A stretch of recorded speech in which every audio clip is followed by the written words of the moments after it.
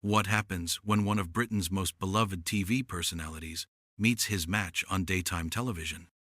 You won't believe what unfolds when James Corden sits down with the Loose Women panel, expecting another friendly chat, only to find himself facing the most brutal interrogation of his career. This isn't just another celebrity appearance gone wrong. This is a masterclass in how quickly things can spiral when egos collide and uncomfortable truths come to light. Before we get into this incredible story, make sure you hit that subscribe button and drop a comment below, because you're not going to believe what unfolds when the gloves come off and the real James Corden is exposed on live television. The tension was palpable from the moment James Corden walked onto the Loose Women set last night. What should have been a lighthearted discussion about his latest projects quickly transformed into television gold as Ruth Langsford and her co-hosts delivered blow after devastating blow to the comedian's carefully crafted public image. It all started innocently enough, with Ruth welcoming James with her signature warm smile, but seasoned viewers of the show could sense something different in the air. The other panelists, Colleen Nolan, Janet Streetporter, and Brenda Edwards, exchanged knowing glances as James settled into his chair, that familiar grin plastered across his face. "James, lovely to have you back on the show," Ruth began, her voice carrying just the slightest edge that regular viewers would recognize. "Now, we've been hearing quite a lot about you lately, haven't we, ladies?" James chuckled nervously, clearly not picking up on the subtext. "All good things, I hope," he replied, that practiced television charm on full display. But Ruth wasn't about to let him off that easily. "Well, that's what we're here to discuss, really. There have been some rather interesting stories coming out of America about your behavior on various sets and in restaurants." The smile began to falter on James's face as he shifted uncomfortably in his chair. "I'm sorry, what stories exactly are we talking about here?" Janet Streetporter, never one to mince words, leaned forward with that predatory look viewers know so well. "Oh, come now, James. Surely you've seen the reports about your conduct at that New York restaurant. The staff calling you the most abusive customer they've ever encountered?" James's jaw tightened visibly. "That was completely blown out of proportion. I was having a private dinner with my family, and there was a genuine issue with the service. I handled it appropriately." "Appropriately?" Colleen interjected, raising an eyebrow. "Because multiple witnesses said you were screaming at teenagers working minimum wage jobs. That doesn't sound very appropriate to me." The atmosphere in the studio had shifted dramatically. What started as a celebrity chat was rapidly becoming an intervention, and James clearly hadn't seen it coming. His publicist, sitting just off camera, looked increasingly panicked as the questioning intensified. "Look, I think there's been a misunderstanding here," James said, his voice rising slightly. "I came on this show to promote my upcoming projects, not to be ambushed with tabloid gossip." Ruth leaned back in her chair. That maternal authority she's famous for coming through in spades. "James, this isn't tabloid gossip. These are serious allegations about how you treat people, particularly those in service positions. And frankly, it's a pattern we've been hearing about for years." "A pattern?" James's face was beginning to redden now, the cheerful television persona cracking under pressure. "What pattern? I've built my entire career on being nice to people." Brenda Edwards, who had been quietly observing until now, chose this moment to deliver what would become the most devastating blow of the interview. "Have you though, James? Because we've spoken to people who've worked with you, and the picture they paint is very different from the one you present to the public." James's eyes darted around the panel, suddenly realizing he was completely outnumbered. "Who have you spoken to? What people?" "Production assistants from your various shows," Janet continued, clearly relishing the moment. "Runners, makeup artists, catering staff, the people who actually see how celebrities behave when the cameras aren't rolling."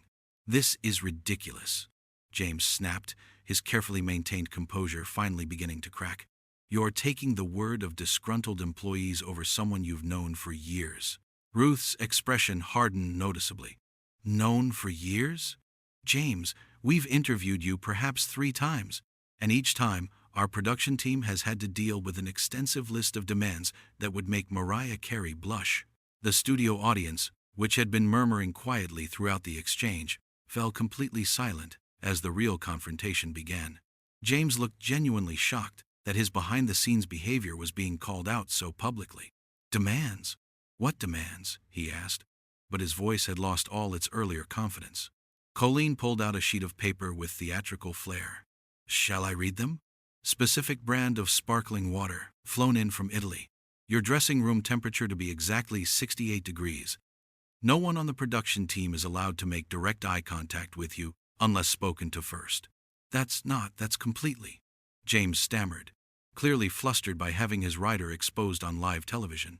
"And that's just the beginning," Janet added with obvious satisfaction. "We also heard about your tantrum during rehearsals for the Royal Variety performance last year. Something about the lighting not being perfect for your complexion?" James's face had gone from red to almost purple now. "You people have no idea what it's like to perform at that level. The pressure, the expectations." "Oh, here we go," Ruth interrupted, her patience clearly exhausted.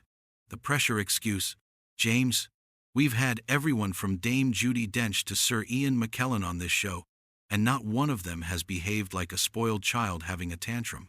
The comparison to genuinely respected actors seemed to hit James like a physical blow. He sat back in his chair as if winded, finally beginning to realize how badly this interview was going. "You know what?" he said, his voice taking on a nasty edge that viewers rarely see. "I don't have to sit here and listen to this character assassination. I've sold millions of records. I've had my own television shows. I've hosted award ceremonies watched by billions of people worldwide. And yet here you are," Brenda said quietly, "throwing a tantrum on daytime television because someone called out your behavior." The words hung in the air like a challenge, and James's reaction was immediate and explosive. "Tantrum? Tantrum? Do you have any idea who you're talking to? I'm James Corden. I've achieved more in my career than any of you could dream of." The mask had completely slipped now, revealing the entitled, arrogant personality that so many behind-the-scenes workers had described. Ruth's expression was one of genuine disgust as she watched this supposed professional completely lose control on live television. "There it is," Janet said with obvious satisfaction. "The real James Corden, everyone. Not the lovable, cuddly persona he sells to the public, but the man who thinks his success gives him the right to treat others as lesser beings." James stood up abruptly, his microphone pack nearly pulling him back down as he fumbled to remove it. "This is absolutely disgraceful. I came here in good faith, and you've turned this into some sort of kangaroo court." "Good faith?" Colleen laughed bitterly. "James, you came here expecting us to fawn over you and promote your projects without asking any difficult questions. That's not good faith. That's ego. I will not be spoken to like this," James declared, yanking the microphone from his lapel with such force that it clattered to the floor. "I'm a respected entertainer, not some nobody you can push around for ratings." Ruth stood as well, her authority filling the room. "Respected? James, respect is earned through how you treat others, not through how many Twitter followers you have or how many award shows you've hosted." The final blow came from an unexpected source. As James turned to storm off the set, Brenda called out, "The saddest part is, you probably genuinely don't understand why people have a problem with your behavior. You've been surrounded by yes-men for so long. You've forgotten what it means to be a decent human being." James whirled around, his face contorted with rage. "How dare you? You don't know me. None of you know me." "Oh, but we do," Ruth said with devastating calm. "We know exactly who you are, James. You're a middle-aged man who's never been told no, who thinks his fame entitles him to treat others poorly, and who throws public tantrums when anyone dares to challenge that worldview." The silence that followed was deafening. James stood there, chest heaving, looking around the room as if seeking support that simply wasn't there.